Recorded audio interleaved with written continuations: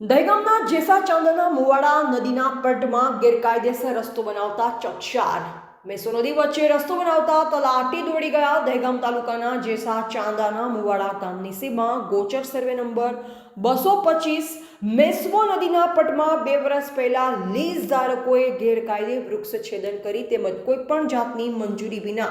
meso નદીના પટની વચ્ચે lease ધારકોએ રસ્તો બનાવતા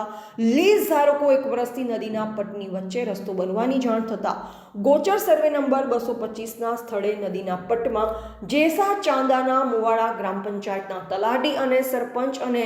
લીહોડા ગ્રામ પંચાયતના તલાટી સ્થળ પર જઈ નિરીક્ષણ કરતા સ્થળ તપાસમાં જાણવા મળેલ કે મેસવો નદીની વચ્ચે લીઝ ધારકોએ ગેરકાયદે રસ્તો ઊભો કરેલ જણાઈ આવતા